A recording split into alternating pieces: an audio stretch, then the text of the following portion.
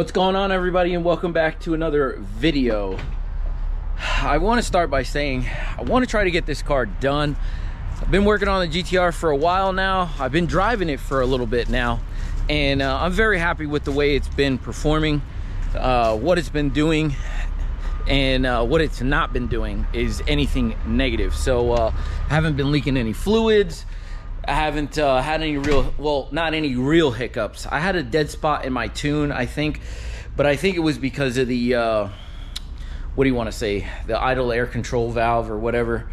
No, the throttle position sensor. I think the throttle position sensor was cockeyed or whatever. So at like maybe 1500 to 2000 RPM, it was acting up a little bit, but that's neither here nor there. I know all that stuff is gonna get fixed when I get the car finally finished, and we are on the road to doing that. So last video you guys tuned in for, I did get my haltech flex fuel sensor mounted, ready to go. It does look very, very good. Like I said before, at the end of that video is that it is very close to the master cylinder, or to the brake cylinder, brake booster, or whatever. So it is very close, so I might just have to relocate this over to a different hole or something like that, or, well, I'll have to figure something out. But that's neither here nor there. So on today's video, I want to try to get one of the parts that is very frustrating me is that, as you guys know, I do have a Mines equal length front pipe on my car, and it does have a bong already ready for a wideband O2 sensor. The problem is that there's nowhere for me to actually like tap into so that I can get the wires from the outside to the inside. Normally on a car like an Evo, there is a spot underneath the, I think it's the passenger side. I'm pretty sure it's the passenger side footwell there. Well, underneath the seat there where the rear O2 sensor goes, and it you know, the lines will just go right up into the car. So it's not the case with the GTR. The GTR is a little bit different because like it does have a I don't know what you want to call that. It's like some type of heater or something, like for the catalytic converter to you know, to tell the car that it's not overheating or anything like that, that the cat is not too hot.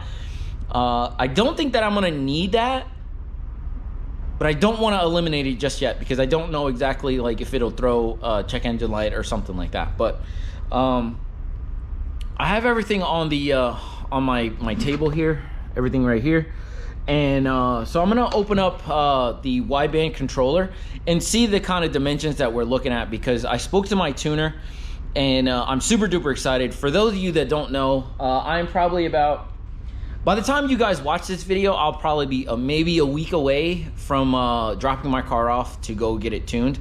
So I love my tuners, and they're awesome. But I think this one has got to go to a specialized tuner, because like they know exactly what's going on with the car. They'll know because they're specialized you know, Skyline shop. So they just opened up close to me. They were further away in like Newark, New Jersey, and now they're in like they're a lot closer. They're probably, from my location, they're probably like an hour. So we're definitely gonna make videos whenever the car gets there, speak to the guys over there, and you know, have a good rapport, because the car is gonna be over there for a little bit. So let me unbox what I got over here, which you guys already know, and let's see what we kind of got. So give me 1 second. All right, people, so I have everything that I'm gonna be getting into when I've dropped the car off, and it's very melodramatic. It's really not like super crazy, but here's everything here. So I'm gonna try and attempt to do my wideband controller. This is the I don't know what you want to call that, the air intake temperature sensor. This is the plug for the haltech flex fuel sensor. I have my Elite 2500 and my Elite 2500 plug and play like patch, harness, whatever. So most of this stuff, and I have my 1200cc injectors. So the tuner actually wanted these specific ones. because I'm not going for anything super crazy. You guys know the setup on the car. It is a stock block car with upgraded turbos. It'll have upgraded, you guys already know, like it'll be a full bolt-on car with upgraded turbos. So it's really not going to be anything super duper crazy. But if I could squeeze a good 5 out of this car with good drivability, then I'll be really happy. Which I can see definitely it is a very easy thing to do. So most people go big turbo, and I really thought about going big turbo. The problem is that like I had already spent so much money on twin turboing this thing, just because I really like the way that the car looks stock. So one of the things I'm gonna try to get rid of are these mass airflow sensors, because that's gonna be a huge restriction. So I know that that might just kill me on power. So whenever I do the haltech, hopefully I can tune around this for right now, and then I'll just buy a set of Apexy or something, like, you know, that are blow through, and get rid of those mass airflow sensors altogether. And then I can get rid of this bad boy here. This is a fuel injector resistor, so I can get rid of that as well. That's, I mean, hopefully that's the plan. I don't know if that's actually gonna happen, but those are the two things that I would like to get rid of. But like I said before, I don't know. But like I said, I'm trying to hit that magic 5 number. Anything more than that on whatever the tuner makes, I'll be pretty happy with, because this is a very expensive car. I really don't want to mess around with it. That motor, I can't find an engine for like less than like 10 grand. So like I can't, you know, I don't really want to mess around with it too much. I know that the head is good, and if there was something that happened with the bottom end, I'd probably just build it, be honest with you. But if I built it, I'd probably go for like 700 horsepower. You know what I mean? So I don't want to drive down that rabbit hole, because I think the 5 to 550 mark on E or flex fuel, whatever you want to call it, would be perfectly fine for me. I don't really drive the car very often. I still do have IV over here, which makes 550 on pump gas. So I will be very, very happy if I can make anywhere close to the 5 to 550 mark is the goal. 500 would be optimal, you know, for everyday. 450 to 500 would be optimal for everyday use. And then 500 or 550 with the sauce in there would be a pretty nasty car. You know what I mean? So I'd be really, really happy with that. But enough talking. One of the things I do want to get done today, like I said before, is I want to try to get this wideband taken care of. That'll be one less thing I can mark off my list, so that the tuner does not have to really mess with. Because right now, I want to have him do this. He's probably going to put this in. He's going to wire up this, and obviously this goes with all this. And he's going to do my injectors. So all of this over here, he's going to be able to do. Doing this here would probably be simple, the wideband. But if I can do it and save myself a little bit of money, then I'm just going to do that. So let's lift the car up, because it is still on the lift from yesterday. What I will do is look for a suitable spot to kind of mount everything up so that it's really, really nice and not in the way. And then we'll just go from there, because that's going to be the hardest part. So let's get it up in the air. Let's look at where we can mount this thing and get it done. So let's go.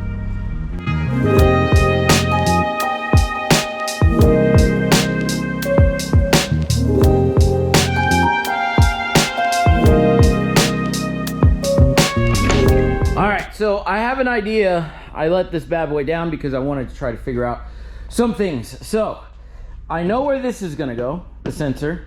I know where this is gonna go. This is the pass-through. And I do have a spot, in, you know, at least on the firewall that I'm gonna go to. So that's taken care of.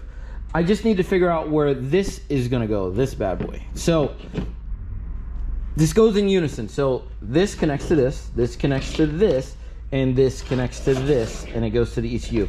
Now the ECU powers this. So there's a ground, positive and negative on the ground, on the ECU wiring harness that can power this. So I'm just gonna leave this over here for the wideband. That'll be that. So I'm just gonna do all of this stuff here. So let me show you exactly where I'm gonna go with this bad boy. So the first thing I'm gonna have to do is take off the strut tower brace here.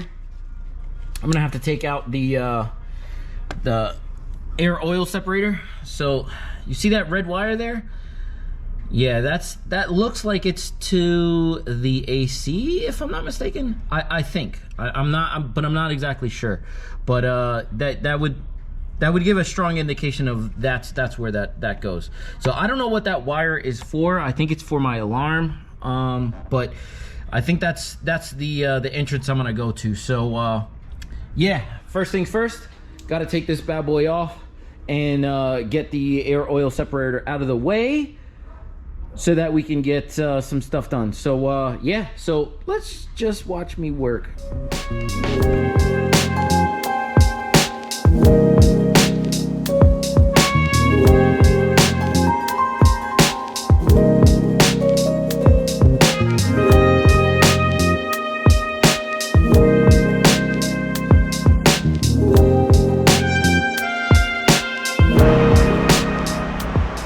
All right, people, in a matter of about 20 minutes or so, it is pouring outside. It is still, it actually cooled it off. When I came out here, it was 88, and now it's 83 degrees, 78 degrees in here, so a little bit cooler. So back to the action here. So what I did was, I did actually manage to get this bad boy through this hole here. If you can see, yeah, you can kind of see there. The problem is that I had to take the glove box out, and I did have to let me turn this all the way. All right, so that AC box right there, right in front of you, the 4 bolts that hold that bad boy in, you just have to take those out, and you can pull it back ever so slightly. I mean, when I say ever so slightly, I mean probably 1/4 of an inch, maybe a little bit more than that. Because obviously, like, the lines that go to the AC are right here, here, and here. So the last thing you really want to do, is pull those out, and it'd be an issue. So I didn't have to do that. So a little pull out, and I was able to actually get the end over here, the other end on the to the inside, and now all I got to do is put everything back together. So that's done. Now, mounting this bad boy is going to be a little bit tougher. Thankfully, I do have a spot. It's kind of rigged for a second here. I think I want to get Velcro, but all right. So there's a sensor like this here. I don't know what sensor it is, but I have my wideband connected to it, you know, zip tied it for right now.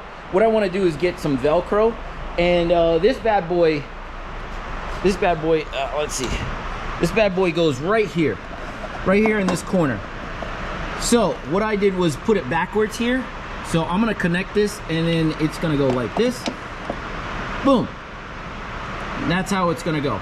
You'll never even know that it's even gonna be there. So nice hidden. Not like it really needs to be hidden, but it's gonna be a little hidden back behind here so that you won't see it. So I'm just gonna connect this, put it together, and then I'm gonna go inside and actually put everything back together up here and down there. And the wire for the wideband O2 sensor itself will be next. You know what I mean? So yeah, give me a second. I will be right back whenever I get everything mounted.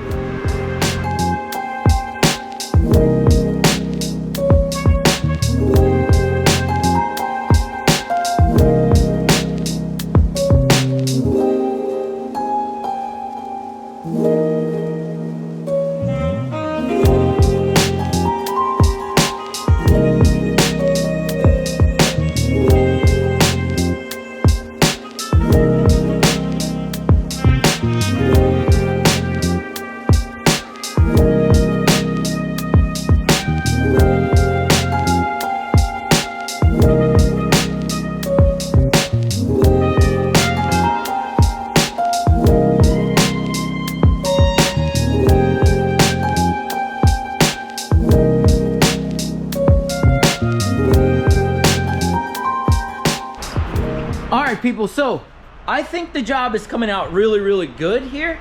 So what I'm gonna do is I'm gonna wrap up the parts that I took apart here, throw a couple more zip ties on, and then I'll show you the results at the very end. So I think you guys are gonna like it. I'm actually really excited about it. Like, it's almost 99% hidden. So like, if you didn't even know it was there, you wouldn't know it was there. So give me a minute, I'll get right back to you.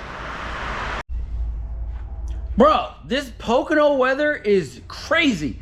On the last scene, it was pouring, and now it's sunny outside. Just insane to me, insane. But we're all finished up with the GTR, and let me show you exactly how this bad boy looks.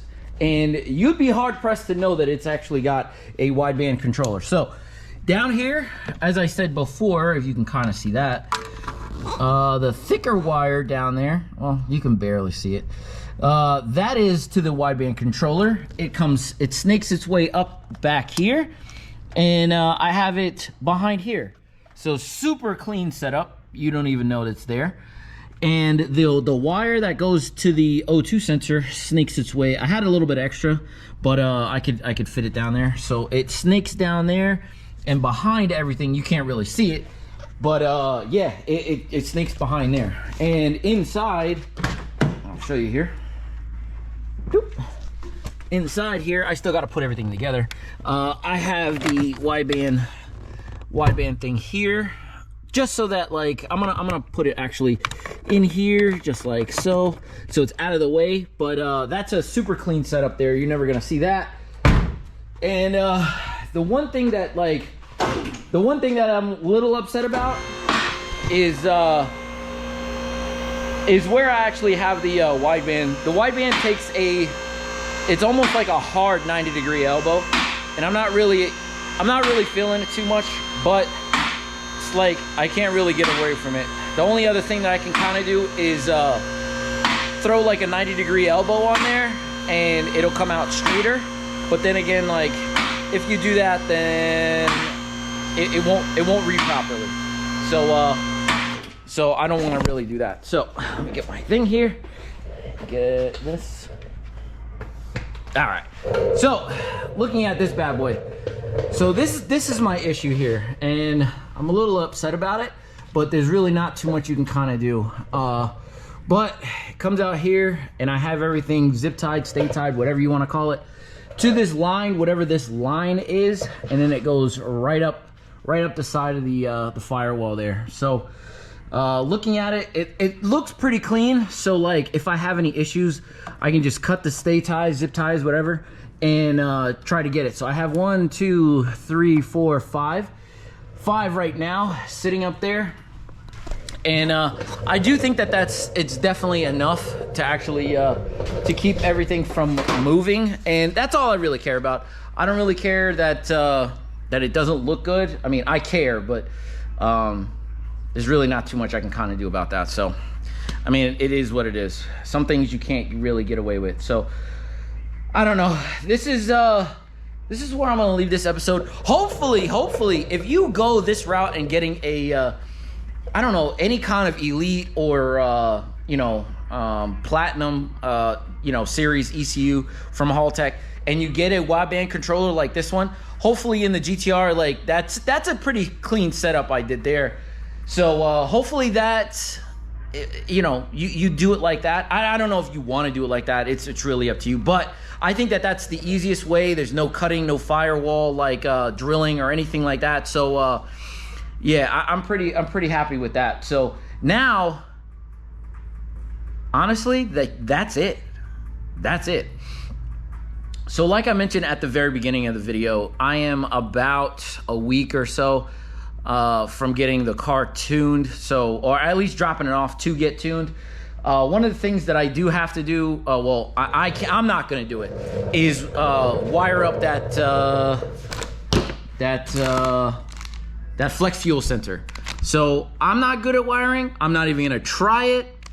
I'm just gonna leave it for my tuner to do, because he'll find the best method to actually do that and to get that done. So, but yeah, this is why I'm gonna leave this thing off. Hopefully the next time you see the GTR, it will be going to the tuner to actually get this stuff done, and maybe I can do like a mini shop tour of what he's got going on, and we can kind of go from there, because we don't really have too many GTR shops around the area, so this is definitely a big positive for me, because you know, if I need any kind of help, my tuner's already been super helpful on giving me some advice on where to mount this bad boy. So unfortunately I didn't go the route that he wanted me to, but I figured it out, and I got my own method, and I think it looks really clean.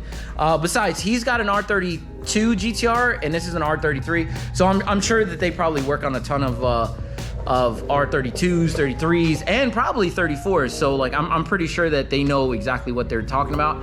But like I want to learn things all by myself, because if I actually like have to work on this thing later, or somebody else's later, that I can actually do it without having any issues or any inputs from anybody else. So far so good. I haven't really had any real issues with the car. So everything is a big thumbs up for me. So yeah, I don't know. Hopefully you liked this video and enjoyed, and hopefully learned a little something. That'd be excellent. Just please let me know in the comments below if you actually, you know, if you're gonna do it this way, or let me know how you did it, because I would love to know, because I have no idea. So I don't know. Enough of my rambling. If you like the video, like, comment, subscribe. Napoleon out. I'll see you on the next one. Deuces.